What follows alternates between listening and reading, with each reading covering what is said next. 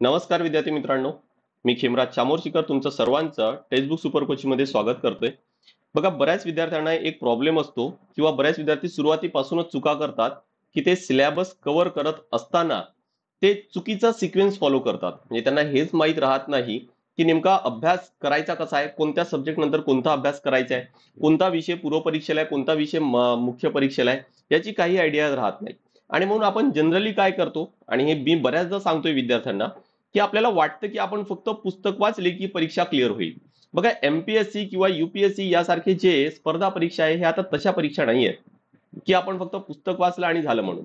आणि आपल्याला अभ्यास करायची सवय अशीच असते की आम्हाला काय तर ते 7-8 विषय, काही 10 विषय आहेत ते सांगा, त्याची पुस्तकाची लिस्ट द्या. त्यामुळे जास्तीत जास्त बघा, युट्यूबला तुम्हाला भरपूर व्हिडिओ पाहायला मिळतील की बुक लिस्टचे व्हिडिओ आहेत आणि त्यावर व्ह्यूज पण तेवढे जास्त आहेत. त्यासोबत विद्यार्थी भरपूर ते व्हिडिओ पाहतात. पण फक्त तेवढ्या पुरता मर्यादित नाही. मी हे म्हणत नाही की बुकलिस्ट ही कामाची नाहीये म्हणून, पण त्यापेक्षा जास्त काहीतरी महत्वाचं आहे. बुकलिस्ट जे आहेत, बुक्स आहेत, ते सर्वजण सारखेच वाचत असतात. पण प्रश्न हा पण आहे की ते नेमके कसे वाचायचे आहेत, कोणत्या विषयानंतर कोणता वाचायचा आहे, आधी कोणता वाचायचा आहे, नंतर कोणता वाचायचा आहे, आपल्याला कसं पूर्ण एक्झामसाठी प्रॉपर स्टडी करता येईल, कमीत कमी वेळेमध्ये जास्तीत जास्त एक्झाम ओरिएंटेड अभ्यास करता येईल, याचा आपल्याला विचार करायला पाहिजे. आपण याला एक टर्म यूज करू, ते म्हणजे काय तर रिटर्न ऑन इन्व्हेस्टमेंट. आपण किती वेळ इन्व्हेस्ट करतोय आणि त्यातून आपल्याला खरंच किती आपल्याला रिटर्न मिळत आहे, return in the form of marks, ते आपल्याला रिटर्न किती मिळत आहे याचा आपण नक्कीच विचार करायला पाहिजे. की मी 1 तास अभ्यास केला तर तो किती मार्क्सचा अभ्यास झाला, किंवा मी 4 तास अभ्यास करून काय त्या 1 तासामध्ये जेवढा अभ्यास केला होता एक्झाम ओरिएंटेड, की किंवा 4 तास अभ्यास करून काय खरंच तेवढे मार्क्स कव्हर होत आहेत का? आणि बऱ्याचदा तुमच्या एक लक्षात येईल की आपण एक्झाम ओरिएंटेड अभ्यास करतच नाही. इव्हन मी क्लासमध्ये, मग ते युट्यूबला सेशन असू द्या किंवा पेड क्लास असू द्या, मी त्यावेळेस सुद्धा विद्यार्थ्यांना बऱ्याचदा हे सांगतो, त्यांचे ज्यावेळेस डाऊट्स येतात, मी त्यांना बऱ्याचदा प्रश्न विचारतो की तुम्ही जो काही प्रश्न विचारता तो खरंच एक्झाम ओरिएंटेड आहे का. यासाठी मी काही शॉर्ट्स पण टाकलेले आहेत, राईट. आणि तिथून क्लिअर लक्षात येत आहे की आपण, आणि हा आपला सिलेबस असाच आहे, आपला सिलेबस एवढा क्युरियस आहे आणि सोबत इंटरनेट आहे आपल्या. त्यामुळे आपण काहीतर फक्त क्युरियस होऊन काहीतर काहीतरी सर्च करत बसणार आणि आपला काहीतर वेळ जातो. आणि म्हणून आपल्याला नक्की याचा विचार करायला पाहिजे की आपण किती वेळ अभ्यास करतोय आणि त्यातून आपल्याला खरंच किती इन रिटर्न आहे, in the form of marks ते मिळणार आहेत, याचा नक्कीच आपल्याला विचार करायला पाहिजे. सो आज आपण हे रिटर्न ऑन इन्व्हेस्टमेंट वाढवण्यासाठी एक फंडा सांगतोय मी तुम्हाला, की तुम्ही जो काही सिलेबस कव्हर करता, सर्व विषय सर्वच जण करणार आहे, पण विषय हा आहे की तो प्रॉपर एका रोडमॅप जर त्याचा असेल तर तुमच्या ह्या चुका कमी होईल आणि तुमचा रिटर्न आहे तो नक्की वाढेल. येस, आय होप की क्लिअर झालं असणार. हा मी माझा इथं नंबर शेअर करतोय, 8793382448.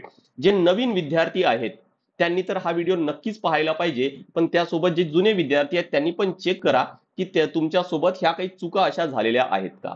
आणि जे नवीन विद्यार्थी आहेत त्यांनी ह्या चुका करू नका. जो सिक्वेन्स सांगतो थोडासा फॉलो करण्याचा प्रयत्न करा. बरं, हा सिक्वेन्स कुठून येतो मी त्यामागचे कारण पण सांगणार आहे, पण हा सिक्वेन्स कुठून येतो, तर हा थोडासा अनुभवातून आला.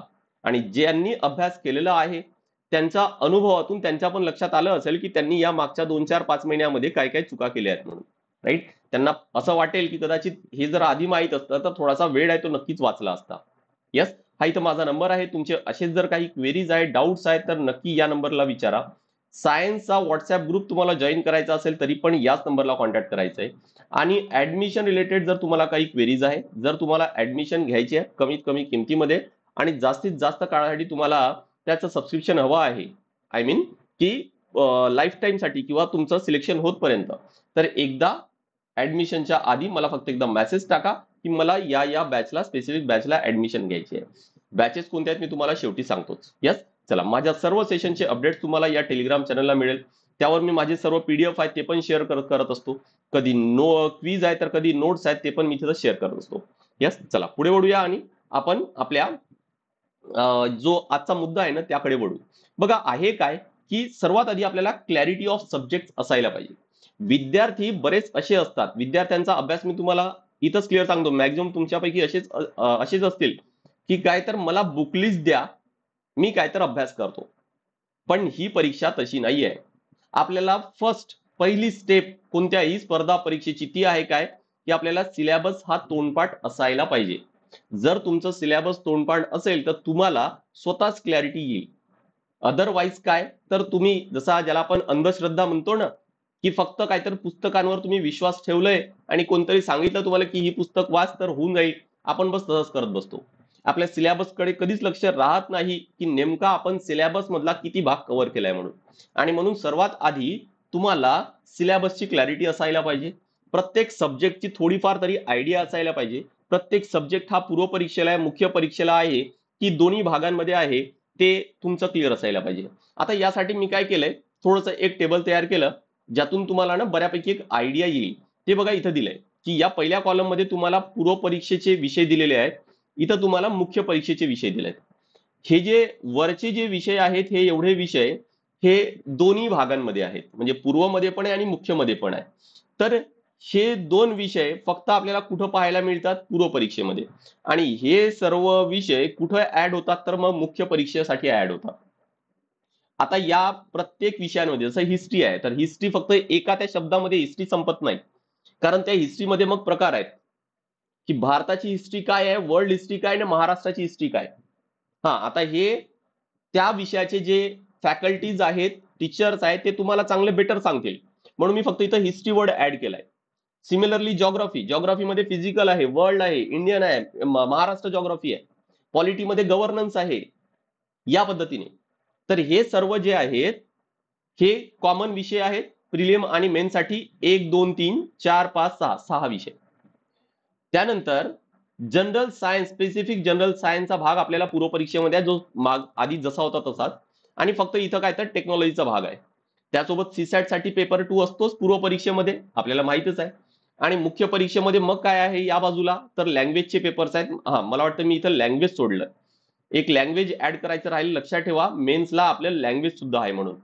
So इथं मी ते एक लिहून ठेवतोय, लँग्वेज. ठीक आहे. आणि अजून काय तर एसे, एथिक्स आहे, ऑप्शनल आहे. त्यासोबत मग हे सिमिलर विषय आहेत, जसे पॉलिटी, गव्हर्नन्स, सोसायटी आहे, डिझास्टर मॅनेजमेंट, इंटरनॅशनल रिलेशन आहे, इंटरनल सिक्युरिटी आहे, ऍग्रिकल्चर आहे. आता ऍग्रिकल्चर हा काही ठिकाणी इकॉनॉमिक्सचा पण भाग लिहिला जातो, तो GS3 मध्येच आहे, राईट. तर हे विषय थोडेसे क्लिअर करून ठेवा.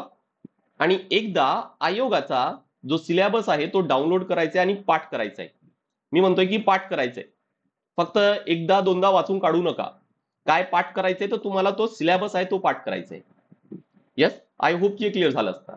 आता या व्यतिरिक्त हे तर तुमचं क्लिअर झालं असेल किंवा थोडीफार एक आयडिया आली असेल की आपल्याला सिलेबस आणि सब्जेक्टची क्लॅरिटी असायला पाहिजे, जे तुमची बऱ्यापैकी इथून येईल. आणि थोडंसं एक स्टेप, एक होमवर्क तुम्हाला स्वतःहून करायचंय. तो म्हणजेच काय, तर आयोगाचा सिलेबस डाउनलोड करायचा आहे आणि त्यानंतर काय तर ते तुम्हाला पाठ करायचं आहे. तिथून तुमची अजून चांगली क्लॅरिटी. आता वन बाय वन एक एक सब्जेक्ट पूर्व आणि मुख्यचा तुम्ही स्वतः प्लॅन करा. आता वन बाय वन काय करायचंय, एक एक सब्जेक्ट आपल्याला कव्हर करायचे. आता हे करत असताना काय काय चुका होतात आणि नेमकं आपल्याला काय कसं करायला पाहिजे ते समजून घेऊ. बघा, सगळ्यात आधी काय तर क्लिअर एक्झाम पॅटर्न, की एक्झामचा पॅटर्न काय आहे. एकदा सब्जेक्ट तुमच्या लक्षात आले की एक्झामचा पॅटर्न लक्षात येईलच. आणि त्यानुसार मग काय तर आपल्याला अभ्यास करणं सुरू करायचंय.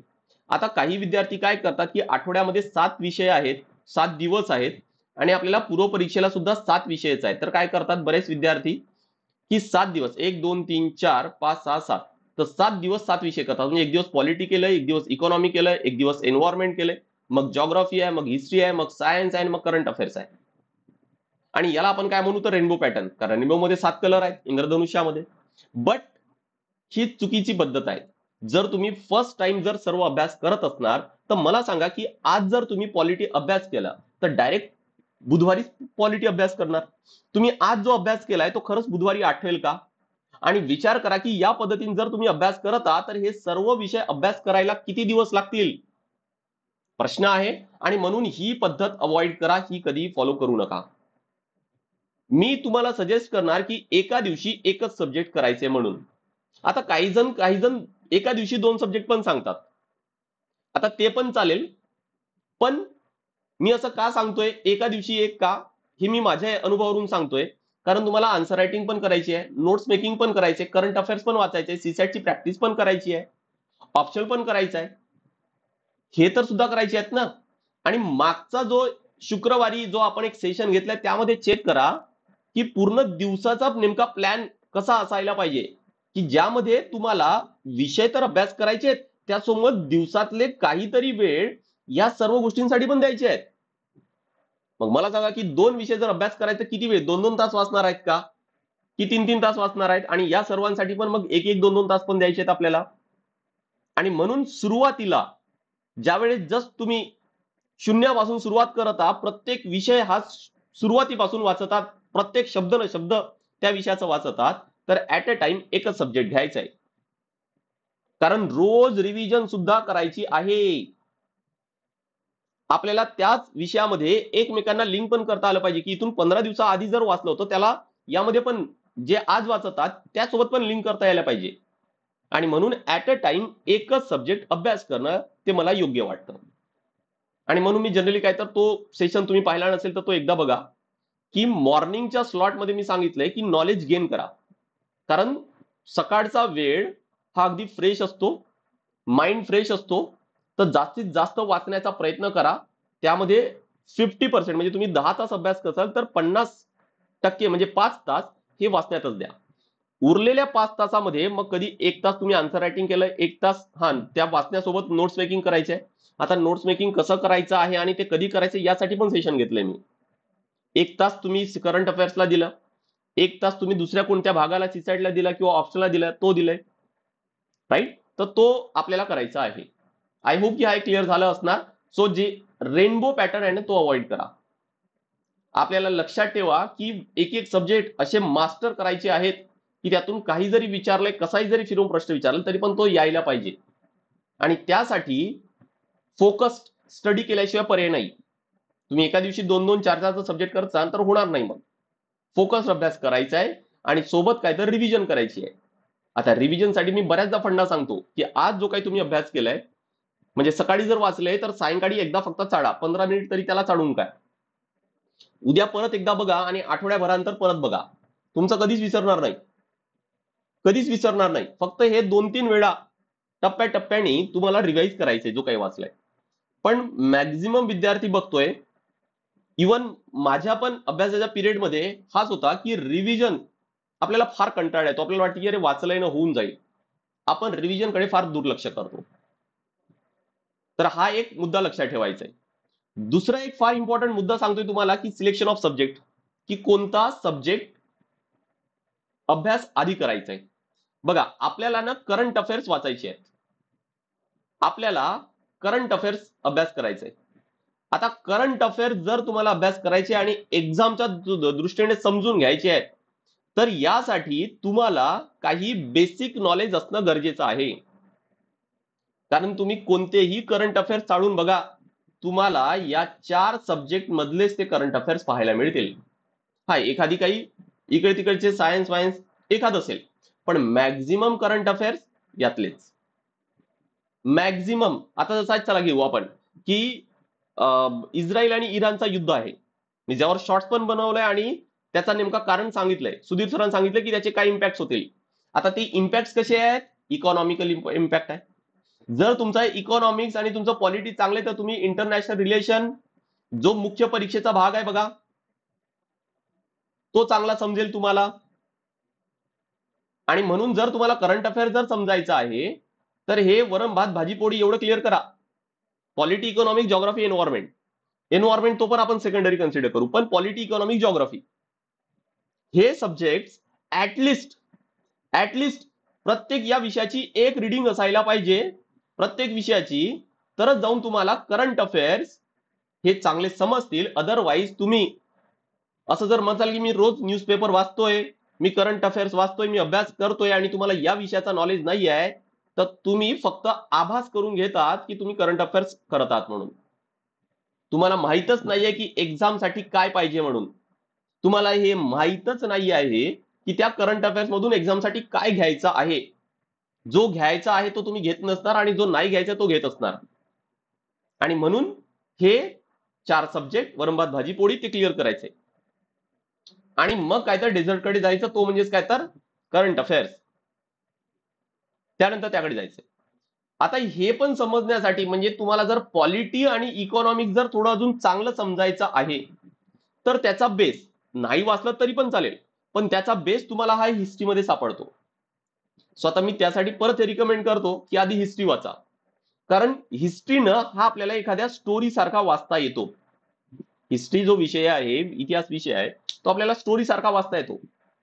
कारण हिस्ट्री, जसा तुम्ही मॉडर्न हिस्ट्री जर वाचलं 1857च्या नंतर आणि मग काय तर कसं डेव्हलपमेंट झालेत आणि मग 1947 मध्ये काय तर भारत देश आहे तो स्वतंत्र झाला.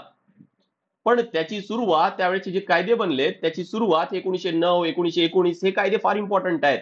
त्याचा उल्लेख, त्याचा रोल पॉलिटीमध्ये, आपल्या संविधानामध्ये खूप इम्पॉर्टंट आहे. त्यानंतर शेवटचे जे काही मिशन्स वगैरे आलेले होते, त्याद्वारे या पॉलिटीमध्ये ना समजण्यासाठी खूप इम्पॉर्टंट आहे की संविधान नेमका तसाच का बनलाय, काही काही मुद्दे कम्प्लिटली त्याशी लिंक आहेत. आणि म्हणून हिस्ट्री जर वाचलं तर तुम्हाला पॉलिटी किंवा इकॉनॉमिक्सचं चांगलं समजेल.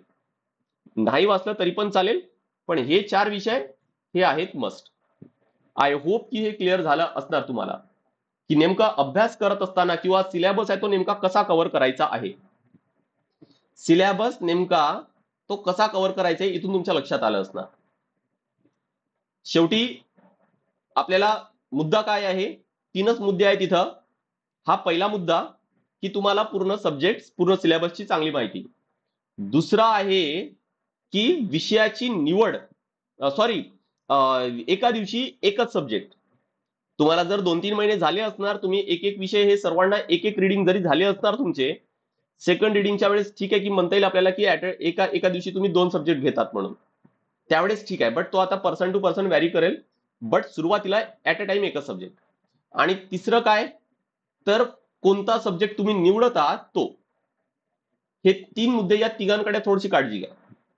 रॅन्डम एमपीएससीचा अभ्यास करतोय म्हणून सर्व बुक्स घेऊन आलोत आपण, एनसीआरटीचे बुक्स घेऊन आलोत आणि रॅन्डम वाचत बसलोय, यांनी ही एक्झाम क्लिअर तर होईल पण लवकर क्लिअर होणार नाही, 4-5 अटेम्प्ट लागतील. आणि आपला नेहमी फोकस असतो की आपल्याला आयुष्याचे हे जे वर्ष आहेत इम्पॉर्टंट, सर्वात जास्त ऍक्टिव्ह जे इयर्स आहेत आपल्या आयुष्याचे, ते आपल्याला घालवायचे नाहीये. एनी हाऊ आपल्याला फर्स्ट और सेकंड अटेम्प्ट मध्ये एक्झाम क्लिअर करायची आहे. हाच उद्देश आपल्याला ठेवायचा आहे. आणि बाकी या ठिकाणी थोडीफार सिलेबस मधले काही सब्जेक्टचे नावं लिहिलेले आहेत. थोडंसं डिटेल, जसं हिस्ट्रीमध्ये सांगितलं मी की 2-3 प्रकार आहेत, ज्योग्राफीमध्ये आहे, फिजिकल आहे, वर्ल्ड आहे, इंडियन आहे, महाराष्ट्राचे, पॉलिटीमध्ये मग गव्हर्नन्सचा पण भाग येतो. हे सर्व स्वतः हा थोडासा विषयानुसार आपल्याला पूर्ण सेग्रिगेट करता येईल. आय होप की क्लिअर झालं असणार. तुम्हाला काही क्वेरीज आहे किंवा ऍडमिशन रिलेटेड काही डाऊट्स आहेत तर हा इथं मी माझा नंबर दिलेला आहे, 8793382448, त्या नंबरला कॉन्टॅक्ट करा. आणि बघा बॅचेस कोणत्या आहेत आपल्या, तर राज्यसेवासाठी बॅच आहे ती आहे यशोदय बॅच 6.0. यामध्ये तुम्हाला NCERT batch he free of cost मिळत आहे, कारण बेसिक शिवाय पुढे जाणं शक्य नाहीये. आणि यामध्ये तुम्हाला अनलिमिटेड रेकॉर्डेड सेशन सुद्धा मिळेल. बघा बॅच जॉईन केल्यामुळे नेमकं होतं काय, तर जे काही असे डाऊट्स असतात ना, हे डाऊट्स ना तुम्हाला डायरेक्ट विचारता येतात किंवा ना बॅच असेच तयार केले जातात की जे आता जसा आता हा मुद्दा सांगितला मी, त्या सर्व मुद्द्यांची काळजी घेऊन. सो अनलिमिटेड रेकॉर्ड सेशन इथं आहे, कारण रिव्हिजन शिवाय तर होणार नाहीये. रिव्हिजनचा मुद्दा मगाशी पण सांगितला मी तुम्हाला. 16 पुस्तक तुम्हाला इथं फ्री ऑफ कॉस्ट मिळत आहे, टेस्ट सिरीज पण यामध्ये मिळणार आहे. यासोबतच या बॅचचा एक टेंटेटिव्ह टाइम टेबल इथं तुम्हाला स्क्रीनवर दिसत आहे. आणि ग्रुप बी, ग्रुप सी त्याची जी बॅच आहे पूर्व आणि मुख्यसाठी, त्या बॅचचे वैशिष्ट्य स्क्रीनवर आहे. आणि फक्त जर मुख्य परीक्षेची बॅच जॉईन करायची असेल तर ती पण बॅच आपल्याकडे अवेलेबल आहे. बाकी तुम्ही डिसिजन घ्या की नेमकं तुम्हाला कोणत्या एक्झामसाठी तयारी करायची आहे, लवकरात लवकर ठरवा. आणि शक्य असल्यास, बरं एक लक्षात ठेवा की आपल्या या सर्व बॅचेसवर ईएमआय फॅसिलिटी पण आहे, ठीक आहे. त्यामुळे शक्य झाल्यास लवकरात लवकर ऍडमिशन घ्या. काय आहे ना की प्रॉब्लेम हा नाही आहे की परीक्षा कठीण आहे का, सिलेबस कठीण आहे का, नाही. त्याचा वास्ट सिलेबस आहे आणि काही प्रॉपर ऑर्गनाइज नाही आहे. जसं आपल्या शाळेमध्ये काय असायचं की ऑर्गनाइज, की हे 4 विषय आहेत तर 4 विषयाच्या पुस्तका, त्या पुस्तकांच्या बाहेर काही विचारलं जात नव्हतं. म्हणजेच काय म्हणून आपण की ऑर्गनाइज आहे. इथं तसं ऑर्गनाइज आहे का, नाही. इथं परीक्षेचा नॉलेज आपल्याला स्वतःलाच घ्यावं लागतं. आणि म्हणून खरं तर काय तर विद्यार्थ्यांचे वर्ष आहे ते वाया जातात. या कारणासाठी म्हणून काय तर मुख्यतः आपल्याला बॅच जॉईन करायची असते. आय होप की क्लिअर झालं असणार. मी माझा नंबर ऑलरेडी तुम्हाला शेअर केलेला आहे, परत स्क्रीनवर दिसत आहे.